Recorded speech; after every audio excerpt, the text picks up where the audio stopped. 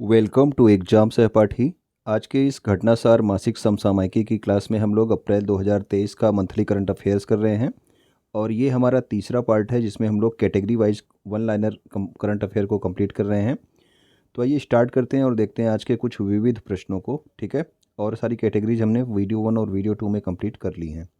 तो आइए अब देखते हैं विविध समसामयिकी को। किस भारतीय उत्पाद को यूरोपियन यूनियन के द्वारा भौगोलिक संकेतक यानी कि जो जीआई टैग है इसे प्रदान किया गया है? तो याद रखना ये जीआई टैग किसने प्रदान किया है? यूरोपियन यूनियन के द्वारा। ठीक है ना, तो यूरोपियन यूनियन के द्वारा भारत की जो आपकी कांगड़ा चाय है, हिमाचल प्रदेश में ये आपकी पाई जाती है, इसे जो है जीआई टैग दिया गया है।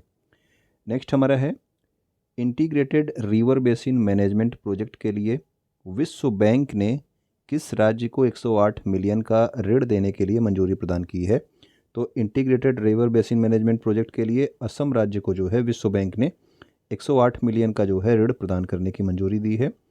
ब्रह्मपुत्र नदी के कारण जो आपकी बाढ़ आता है उसको प्रबंधन करने के लिए ये आपका ऋण दिया जा रहा है।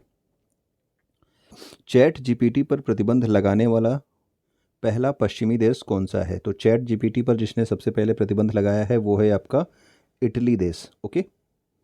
विश्व स्वास्थ्य संगठन WHO के द्वारा किसे मलेरिया मुक्त देश होने का प्रमाण प्रदान किया गया है? तो अभी जो है WHO ने मलेरिया मुक्त देश घोषित किया है ताजिकिस्तान और अज़रबैजान को। तो अज़रबैजान और ताजिकिस्तान इन दो देशों को मलेरिया मुक्त देश जो है घोषित किया गया है विश्व स्वास्थ्य संगठन के द्वारा।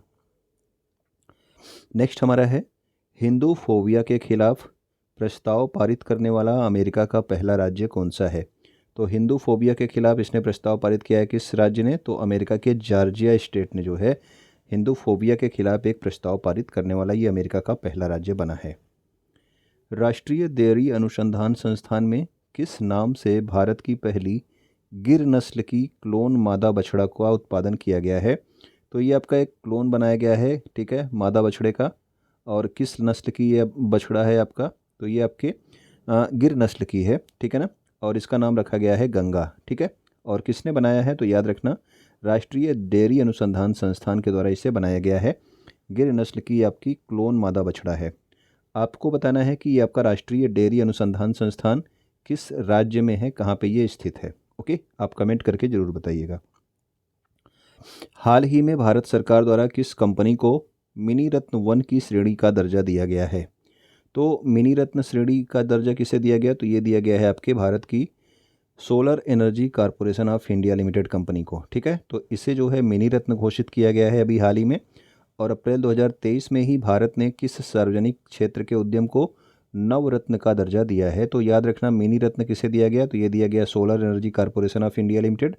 और नवरत्न का दर्जा दिया गया है रेल विकास निगम लिमिटेड RVNL को।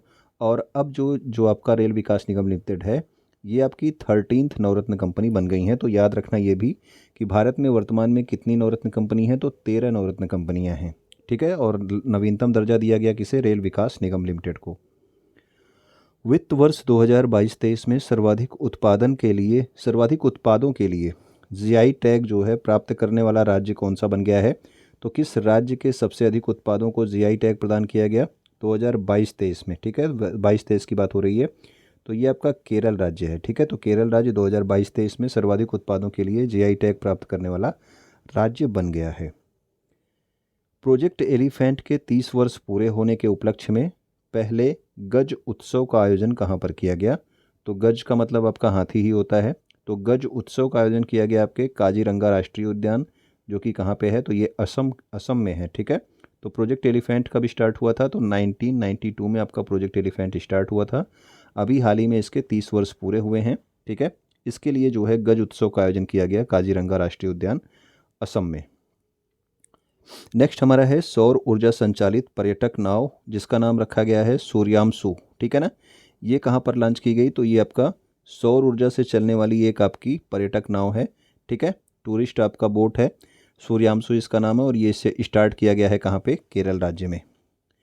राष्ट्रपति द्रौपदी मुर्मू ने वायुसेना के तेजपुर एयरबेस असम से किस युद्धक विमान में उड़ान भरी है?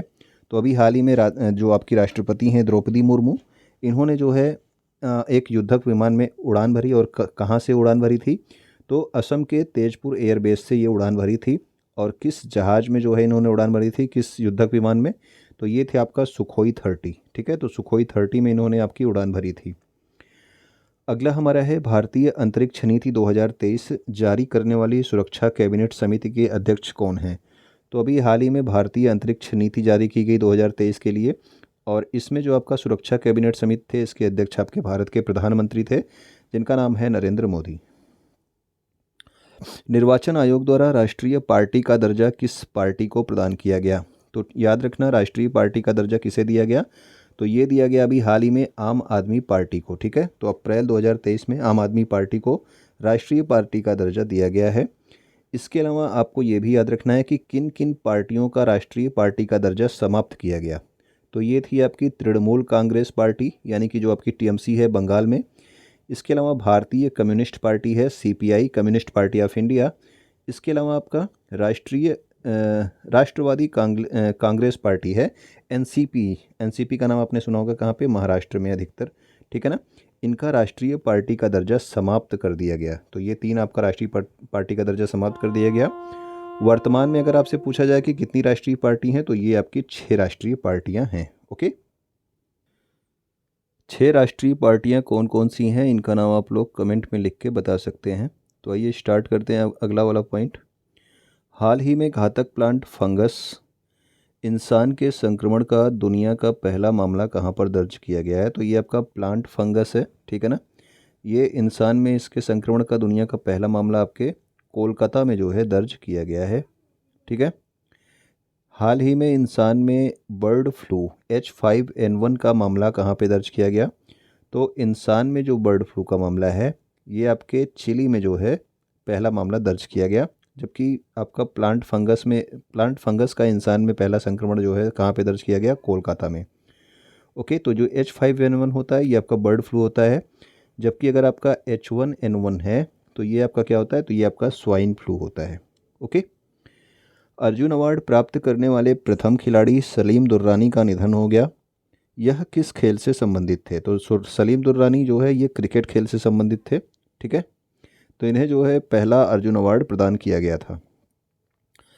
पटना मेट्रो परियोजना के लिए किस अंतर्राष्ट्रीय संस्था द्वारा आर्थिक सहायता प्रदान की जा रही? तो जो पटना में मेट्रो परियोजना बन रही है, इसके लिए जो आपका पैसा दे रहा है वो दे रहा है आपका जापान अंतर्राष्ट्रीय सहयोग संगठन, जीका। ठीक है, हाल ही में ह्यू एंड क्राई नोटिस किसके द्वारा जारी किया गया है? तो ह्यू एंड क्राई नोटिस आपको पता है कि पंजाब में अमृतपाल वाला केस चल रहा था, तो पंजाब पुलिस ने जारी किया था। खालिस्तानी समर्थक अमृतपाल सिंह को पकड़ने के लिए ह्यू एंड क्राई नोटिस जारी की गई थी पंजाब पुलिस के द्वारा। चीन के मुद्रा युआन ने किस देश में सबसे अधिक कारोबार वाली मुद्रा के रूप में डॉलर को प्रतिस्थापित किया है? तो डॉलर से ज़्यादा जो है अब युआन में जो है कहाँ पे व्यापार हो रहा है? तो ये हो रहा है आपके रूस में। ठीक है, तो रूस में जो है डॉलर को प्रतिस्थापित किया किसने? युआन ने। ठीक है, संयुक्त राष्ट्र सांख्यिकी आयोग, संयुक्त राष्ट्र मादक पदार्थ रोकथाम आयोग, इसके अलावा संयुक्त राष्ट्र HIV एड्स कार्यक्रम समन्वय बोर्ड में सदस्य के रूप में किस देश को शामिल किया गया है? तो याद रखना, इन तीनों जो है जो आपकी संस्थाएं हैं, इसमें भारत को एक सदस्य के रूप में शामिल किया गया है। तो कौन कौन सी संस्थाएं, एक बार फिर से देख लीजिए। संयुक्त राष्ट्र सांख्यिकी आयोग, इसके अलावा संयुक्त राष्ट्र मादक पदार्थ रोकथाम आयोग, इसके अलावा जो आपका संयुक्त राष्ट्र HIV एड्स कार्यक्रम समन्वय बोर्ड। ठीक है, तो इनका सदस्य बनाया गया है अभी हाल ही में भारत देश को, इन तीनों संस्थाओं का। राष्ट्रीय विद्युत योजना का मसौदा किस अवधि के लिए जारी किया गया? तो राष्ट्रीय विद्युत योजना जो है ये आपके 2022 से 2027 तक के लिए जारी की गई है। गांधी सियासत और संप्रदाय नामक पुस्तक के लेखक कौन हैं? तो पीयूष बाबेले। ठीक है, तो पीयूष बाबेले जो है इन्होंने गांधी सियासत और संप्रदाय नामक एक पुस्तक लिखी है। ठीक है, किस देश ने निवेश और नौकरियों को आकर्षित करने के लिए गोल्डन लाइसेंस योजना को प्रारंभ किया है? तो गोल्डन लाइसेंस जो है ये आपके प्रारंभ की गई है बहरीन देश के द्वारा। ठीक है, ताकि लोग जो है वहाँ पे आके निवेश करें और नौकरियाँ वहाँ पे विकसित हों। किस समिति की सिफारिशों के आधार पर केंद्र सरकार ने नए गैस मूल्य निर्धारण फार्मूले को मंजूरी दी है? तो नए गैस मूल्य निर्धारण फार्मूले को किरीट पारीख समिति की जो है सिफारिशों के आधार पर मंजूरी प्रदान की गई है। ठीक है। नेशनल जियोग्राफिक रिसर्च इंस्टीट्यूट के द्वारा दुर्लभ मृदा धातु तत्व की खोज की गई है। कहाँ पे? तो ये की गई है आपके आंध्र प्रदेश में। ठीक है। दुर्लभ मृदा धातु तत्व की खोज कहाँ पे की गई? तो आंध्र प्रदेश में की गई है। ऑनलाइन गैम्बलिंग पर प्रतिबंध लगाने वाले कानून किस राज्य के द्वारा बनाया गया है? तो ऑनलाइन जो आपका गैम्बलिंग होता है इस पर प्रतिबंध किसने लगाया है? तो ये आपके तमिलनाडु ने लगाया है। आप यहाँ पे ड्रीम 11 नहीं खेल सकते हैं। हाल ही में ग्रीन डिपॉजिट फ्रेमवर्क किसके द्वारा जारी किया गया है? तो ग्रीन डिपॉजिट फ्रेमवर्क ये जारी किया गया आपके आरबीआई भारतीय रिजर्व बैंक के द्वारा जारी किया गया ग्रीन डिपॉजिट फ्रेमवर्क। ठीक है। तो ऑनलाइन गैम्बलिंग पर प्रतिबंध लगाया है तमिलनाडु में और ग्रीन डिपॉजिट फ्रेमवर्क जारी किया गया किसके द्वारा? भारतीय रिजर्व बैंक के द्वारा। केशव महिंद्रा जिनका हाल ही में निधन हुआ है, इनका संबंध किस क्षेत्र से था? तो महिंद्रा हैं तो ये आपके उद्योग से संबंधित होंगे। देश में सबसे ऊंची डॉक्टर BR अम्बेडकर की 125 फीट की कांस्य प्रतिमा का अनावरण कहाँ पर किया गया? तो डॉक्टर BR अम्बेडकर की 125 फीट की कांस्य प्रतिमा का अनावरण किया गया कहाँ पे? तो ये किया गया आपके तेलंगाना में। ठीक है। तो तेलंगाना में 125 फीट की कांस्य प्रतिमा का अनावरण किया गया BR अम्बेडकर की। पूर्वोत्तर भारत का पहला एम्स हॉस्पिटल कहाँ पर स्थापित किया गया? तो पूर्वोत्तर भारत का जो पहला एम्स हॉस्पिटल है ये आपके गुवाहाटी असम में स्थापित किया गया है। भारत के सतलज जल विद्युत निगम द्वारा लोअर अरुण जल विद्युत परियोजना का निर्माण कहाँ किया जाएगा? तो सतलज जल विद्युत निगम के द्वारा लोअर अरुण जल विद्युत परियोजना का जो निर्माण है ये आपके नेपाल में किया जाएगा। ठीक है। तो सतलज जल विद्युत निगम ये कहाँ का जो है संस्था है? तो ये आपकी भारत की संस्था है और ये जो है नेपाल में बना रही है कौन सा जल विद्युत परियोजना? तो लोअर अरुण जल विद्युत परियोजना। Okay. The great bank robbery NPS scams and future of regulation पुस्तक के लेखक कौन हैं? तो V पट्टाभिराम ने लिखी है the great bank robbery NPS scams and future of regulation नामक पुस्तक। हाल ही में उत्तरा बावकर का निधन हो गया, इनका संबंध किस क्षेत्र से था? तो उत्तरा बावकर जो थी ये आपके एक अभिनेत्री थी। ठीक है ना। तो अभिनय से इनका संबंध था। बायोपिक 800 किस खिलाड़ी के जीवन से प्रेरित है? तो 800 जो है ये मुथैया मुरलीधरन से के जो है जीवन से प्रेरित है आपका। ये एक बायोपिक है किसकी? मुथैया मुरलीधरन की। तो याद रखना 800 मुथैया मुरलीधरन की जो है आपकी क्या है? बायोपिक है। वाराणसी में आयोजित G20 कृषि वैज्ञानिकों की बैठक में प्रारंभ की गई महर्षि पहल का संबंध किससे है? तो महर्षि पहल जो है इंपॉर्टेंट है। तो महर्षि पहल का संबंध आपके मोटे अनाज से है। ठीक है। इसके अलावा आप लोग याद रखना कि जो आपका श्री अन्न था, ठीक है, श्री अन्न का नाम आपने सुना होगा, तो श्री अन्न का भी संबंध किससे है? तो वो भी आपके मोटे अनाज से ही है। ठीक है। तो G20 की कृषि वैज्ञानिकों की बैठक कहाँ पे हुई थी? तो वाराणसी में हुई थी। ये भी आपको पॉइंट याद रखना है। तो महर्षि पहल यहाँ पे प्रारंभ की गई मोटे अनाज के लिए। सचिन एट 50 सेलिब्रेटिंग ए माएस्ट्रो नामक पुस्तक के लेखक कौन है? तो बोरिया मजूमदार ने लिखी है ये पुस्तक, सचिन एट 50 सेलिब्रेटिंग ए माएस्ट्रो। ठीक है। तो बोरिया मजूमदार का नाम आप याद रखेंगे। नव वर्ष के रूप में हुनथडौ सांस्कृतिक उत्सव का आयोजन कहाँ पर किया गया? तो हुनथडौ जो आपका सांस्कृतिक उत्सव है ये आपके मणिपुर राज्य में आयोजित किया गया, हुनथडौ सांस्कृतिक उत्सव। वित्त वर्ष 2022-23 में भारत का सर्वाधिक निर्यात वाला जिला कौन सा है?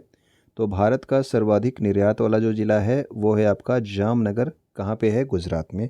ठीक है। तो वित्त वर्ष 2022-23 में भारत का सर्वाधिक निर्यात वाला जिला जामनगर गुजरात है। मध्य प्रदेश में बाढ़ राहत अभियान के दौरान प्रदर्शित असाधारण साहस के लिए वीरता पदक प्राप्त करने वाली पहली महिला वायुसेना अधिकारी कौन है? तो ये हैं आपकी विंग कमांडर जिनका नाम है wing commander Deepika Mishra. Okay. तो मध्य प्रदेश में जो आपका बाढ़ राहत अभियान चलाया गया था वहाँ पे साहस के लिए वीरता पदक प्राप्त करने वाली ये प्रथम महिला वायुसेना अधिकारी हैं, विंग कमांडर दीपिका मिश्रा। दुनिया में पहली बार क्रिप्टो करेंसी के रेगुलेशन के लिए माइका कानून का निर्माण किसके द्वारा किया गया? तो जो आपका क्रिप्टो करेंसी है इस पर किसी का रेगुलेशन नहीं था। पहली बार जो है माइका कानून बनाया गया किसके द्वारा? यूरोपियन यूनियन के द्वारा, ताकि क्रिप्टो करेंसी को रेगुलेट किया जा सके। तारिक फ़तह, जिनका हाल ही में निधन हो गया, इनका संबंध किस क्षेत्र से था? तो ये इनका जो क्षेत्र था वो आपका जर्नलिज्म था, यानी कि पत्रकारिता का क्षेत्र था। तारिक फ़तह, जिनका हाल ही में क्या हो गया, निधन हो गया निधन हो गया है। सॉरी। किस देश को शारजाह क्रिकेट स्टेडियम के वेस्ट स्टैंड का नाम बदलकर सचिन तेंदुलकर स्टैंड किया गया? तो जो आपका शारजाह क्रिकेट स्टेडियम है ये आपके संयुक्त अरब अमीरात यूएई में स्थित है, और यहाँ पे जो आपका वेस्ट स्टैंड था उसका नाम बदलकर सचिन तेंदुलकर स्टैंड किया गया है। इसके अलावा आप लोग बताएंगे कि किस क्रिकेट स्टेडियम में जो है ब्रायन लारा और सचिन तेंदुलकर के नाम पर एक गेट का अनावरण किया गया है। ओके। हाल ही में दिवंगत हुए वरिष्ठ नेता प्रकाश सिंह बादल किस राज्य के 5 बार मुख्यमंत्री चुने गए? तो प्रकाश सिंह बादल ये आपके पंजाब राज्य के 5 बार मुख्यमंत्री जो है चुने गए थे, और इनका हाल ही में क्या होगा, हाल ही में ये दिवंगत यानी कि इनका निधन हो गया है। प्रकाश सिंह बादल, ठीक है ना, पंजाब के ये 5 बार मुख्यमंत्री चुने गए थे। नेक्स्ट हमारा है 28 से 30 अप्रैल तक हेरिटेज फेस्टिवल 2023 का आयोजन कहाँ पे किया गया? तो हेरिटेज फेस्टिवल आपके मनाया गया है गोवा में। तो ये कुछ विविध समसामयिकी थे। अब हम लोग देखेंगे रक्षा संबंधित कुछ महत्वपूर्ण प्रश्नों को, यानी कि डिफेंस से संबंधित आपके क्वेश्चंस। भारतीय वायुसेना कोप इंडिया लड़ाकू प्रशिक्षण अभ्यास का आयोजन किस देश के साथ आयोजित किया है? तो भारतीय सेना ने अमेरिकी वायुसेना के साथ मिल करके कोप इंडिया नाम का एक लड़ाकू प्रशिक्षण अभ्यास का आयोजन किया। तो याद रखना कि भारतीय वायुसेना और आपकी अमेरिकी वायुसेना ने कोप इंडिया का आयोजन किया है। ओके। अगला हमारा है भारतीय थल सेना, वायुसेना, नौसेना, इसके अलावा तटरक्षक बल के मध्य में संयुक्त सैन्य अभ्यास कवच का आयोजन कहाँ पे किया गया? तो इसमें जो है आपको ध्यान रखना है कि आपकी भारत की थल सेना भी शामिल थी, भारत की वायुसेना और नौसेना, इसके अलावा जो आपका इंडियन कोस्ट गार्ड होते हैं यानी कि जो तटरक्षक बल हैं, ये सभी जो है इस संयुक्त सैन्य अभ्यास में शामिल थे, जिसका नाम क्या था, कवच। ठीक है, और इसका आयोजन किया गया आपके अंडमान और निकोबार में। संयुक्त युद्धाभ्यास ओरियन 23 का आयोजन कहाँ पर किया गया? तो ओरियन 23 एक संयुक्त युद्धाभ्यास था, इसमें भारतीय वायुसेना ने भाग लिया था, और ओरियन 23 का जो आयोजन किया गया था ये किया गया था आपके फ्रांस में। ठीक है। भारतीय नौसेना ने अपतटीय सुरक्षा अभ्यास प्रस्थान का आयोजन कहाँ पर किया है? तो प्रस्थान का आयोजन कहाँ पे किया गया है? ये आपका एक अपतटीय सुरक्षा अभ्यास है, भारतीय नौसेना ने इसका आयोजन किया है, और इसका आयोजन कहाँ पे किया गया? तो ये किया गया है आपके मुंबई में। भारतीय वायुसेना किस देश के साथ आयोजित अभ्यास इनियोचास 23 में भागीदारी करेगी? तो भारतीय वायुसेना जो आपके ग्रीस के द्वारा ये आयोजित की गई है इनियोचास 23, इसमें जो है भाग ले रही है भारत की वायुसेना। ठीक है, तो इनियोचास 23 जो है ग्रीस के द्वारा आयोजित की गई है। विश्व का पहला ड्रोन कैरियर युद्धपोत टीजीसी अनादोलू किसने लॉन्च किया है? तो ये आपका पहला जो है ड्रोन कैरियर युद्धपोत है, और इसे तुर्की देश के द्वारा लॉन्च किया गया है। ठीक है, नाम क्या है इसका? टीजीसी अनादोलू। सोलर इंडस्ट्रीज द्वारा निर्मित स्वदेशी मानव रहित विमान यानी कि अनमैन्ड एरियल व्हीकल कौन सा है जिसे भारतीय सेना ने खरीदा है? तो सोलर इंडस्ट्रीज ने इसको बनाया है नागास्त्र 1 को, और ये आपका पहला आपका स्वदेशी जो है मानव रहित विमान होगा, इसे भारतीय वायुसेना ने अभी हाल ही में खरीदा है। सेना के तीनों विंग के समन्वय के लिए दूसरा संयुक्त कमांडर सम्मेलन का आयोजन कहाँ पर किया गया? तो सेना के तीनों विंग में समन्वय हो इसके लिए दूसरा संयुक्त कमांडर सम्मेलन भोपाल मध्य प्रदेश में आयोजित किया गया। इसके अलावा नाटो में अब तक 30 सदस्य देश थे, इसका 31वां सदस्य देश कौन बना है? तो याद रखेंगे कि फिनलैंड जो आपका देश है ये नाटो का 31वां सदस्य देश बन गया है। भारत और किस देश के मध्य स्लाइनेक्स 23 नौसैनिक अभ्यास का आयोजन किया गया? तो स्लाइनेक्स जो होता है ये हमेशा भारत और श्रीलंका के बीच में आयोजित किया जाता है। इस बार स्लाइनेक्स का आयोजन कहाँ पे किया गया? तो ये आपका कोलंबो में आयोजन किया गया था, और इसका 10वां संस्करण ये था।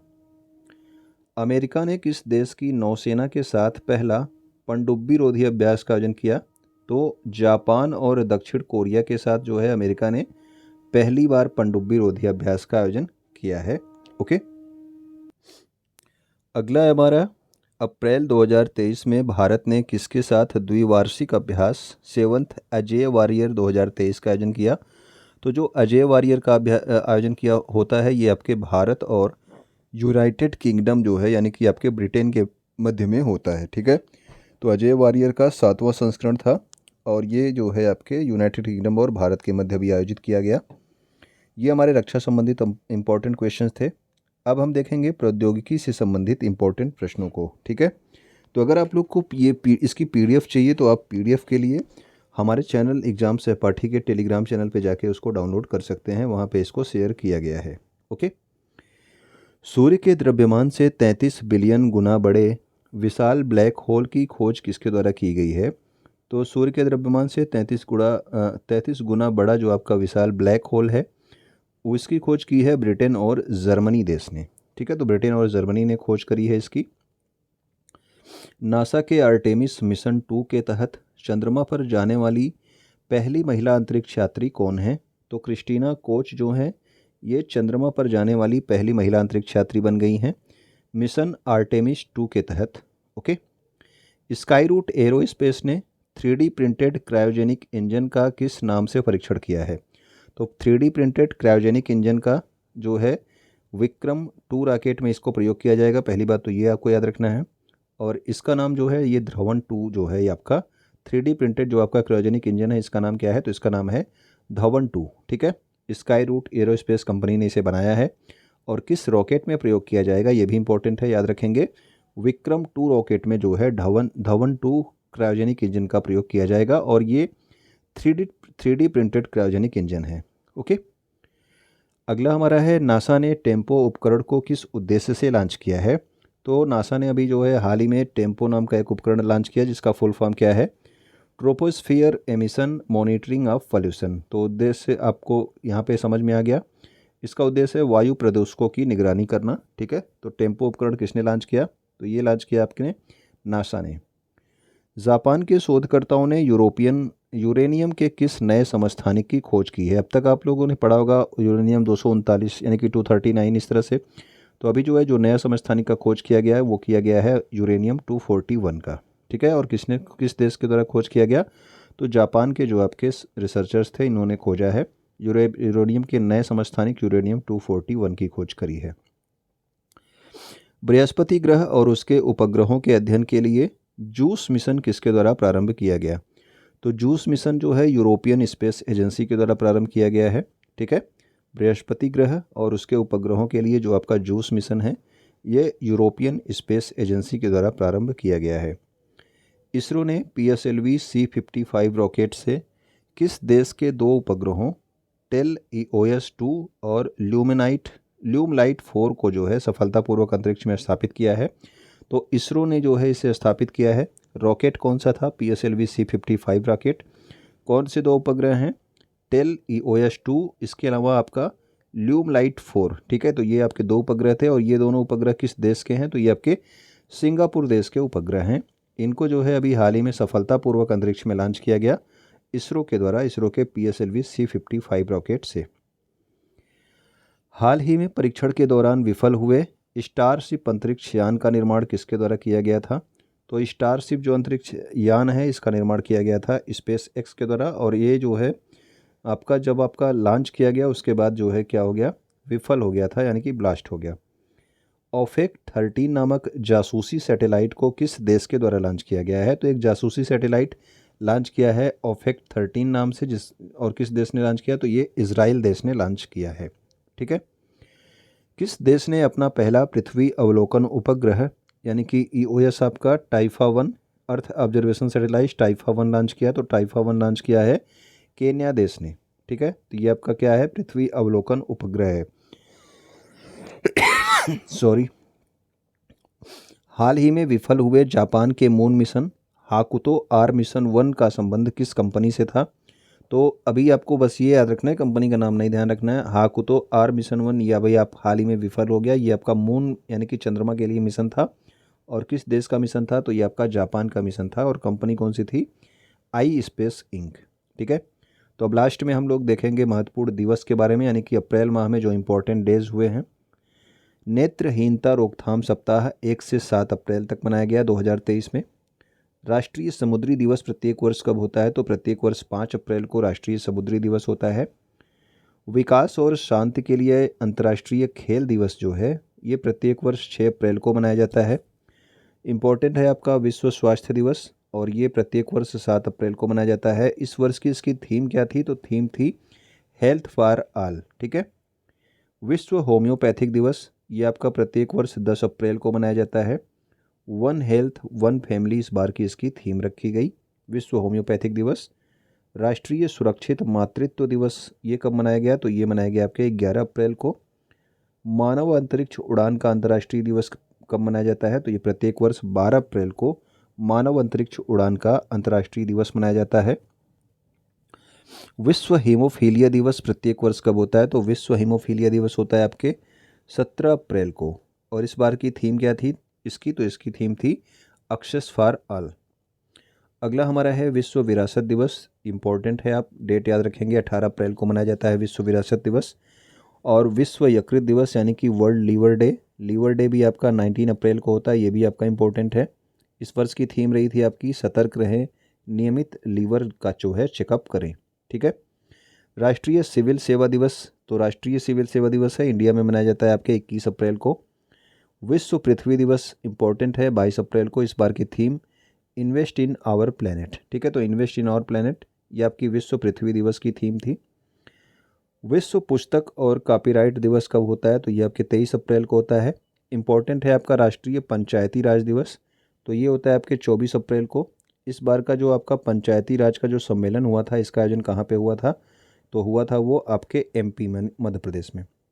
विश्व टीकाकरण सप्ताह अप्रैल के लास्ट वीक में मनाया जाता है, तो 24 से 30 अप्रैल तक मनाया गया विश्व टीकाकरण सप्ताह। द बिग कैचअप इसका जो है थीम था इस वर्ष का। विश्व मलेरिया दिवस भी आपका इम्पोर्टेंट है, तो ये आपका प्रत्येक वर्ष 25 अप्रैल को होता है। थीम क्या थी? Time to deliver zero malaria. Okay. विश्व बौद्धिक संपदा दिवस। बौद्धिक संपदा दिवस ये आपका होता है कब? प्रत्येक वर्ष 26 अप्रैल को आपका बौद्धिक संपदा दिवस होता है। ओके। तो ये हमारे थे महत्वपूर्ण करंट अफेयर्स। ठीक है। तो उम्मीद करता हूँ कि चीज़ें आपको पसंद आई होंगी। तो वीडियो को देखने के लिए आपका बहुत बहुत धन्यवाद। कुछ नया सीखने के लिए बहुत बहुत धन्यवाद। इस वीडियो पे आप कमेंट करके कुछ भी जो कहना चाहें कह सकते हैं। वीडियो को लाइक कर सकते हैं। चैनल को आप सब्सक्राइब करना चाहें तो कर सकते हैं। इसके अलावा अपने दोस्तों तक शेयर कर सकते हैं जो किसी भी एग्ज़ाम की तैयारी कर रहे हों, क्योंकि आपको पता है कि करंट अफेयर्स हर एक एग्ज़ाम में पूछी जाती है। तो आपका बहुत बहुत धन्यवाद यहाँ तक बने रहने के लिए।